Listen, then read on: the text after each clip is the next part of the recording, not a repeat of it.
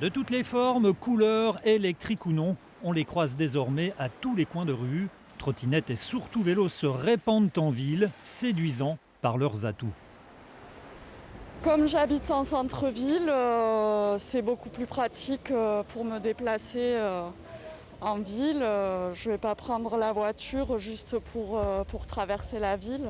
On gare les voitures à l'extérieur de Montpellier et on rentre dans Montpellier en vélo. Pratique, rapide. Ça fait du bien à tout le monde. Et les enfants, ils aiment ça aussi. Comme vous voyez, il y a beaucoup d'anciens, des vieux, des vieilles qui sont à vélo. Et beaucoup d'enfants, tout le monde se sent bien. Sauf qu'aujourd'hui, le mouvement est d'une telle ampleur qu'il met en surchauffe le secteur.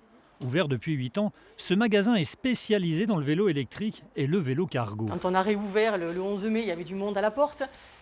Donc c'est génial. Mais en effet, à suivre, au niveau de l'atelier, il manque beaucoup de pièces. Donc on a essayé de faire des précommandes. Donc pour l'instant, on s'en sort bien. Mais il va arriver un moment donné où on va se retrouver sans rien du tout. Ah, parce que ça ne baisse pas depuis la sortie du confinement? Non, ça n'arrête pas. Ça n'arrête pas. Et puis ça a été pareil un peu partout. Donc les fabricants n'ont pas pu suivre.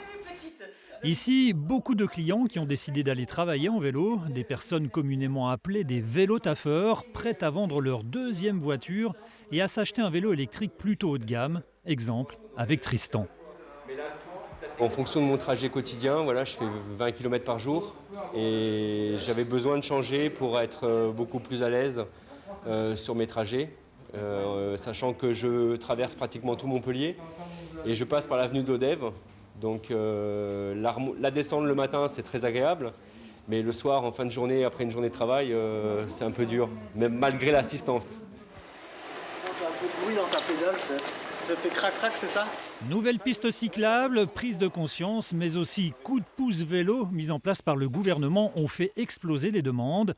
Il faut au minimum 3 semaines pour obtenir un rendez-vous à l'atelier. Ici, on fait dans le durable. Ouverte depuis 1 an, la boutique est spécialisée dans la réparation. On essaye d'expliquer aux gens qu'on est complet, donc les gens comprennent, ils essayent de repasser.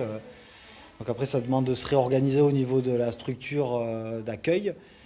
Donc c'est-à-dire prévoir des plannings, prendre des rendez-vous, mais à partir du moment où tous les rendez-vous sont complets jusqu'à la fin du coup de pouce vélo, comment on fait? On se débrouille et on embauche alors. Plus de 600 000 vélos auraient déjà été réparés, de nouveaux utilisateurs qui partent à l'aventure et que des associations accompagnent. On ne roule pas de la même façon en vélo qu'en voiture. On les aide à définir plusieurs trajets selon le fait qu'ils aient un vélo normal ou un vélo électrique. Et on leur propose également de les accompagner sur leur premier trajet, justement, pour qu'ils prennent confiance. Plus de 60% de la population se dit prête à passer au vélo. Un mouvement de fond qui devrait engendrer de nombreux changements dans les villes et imposer un développement rapide à la filière.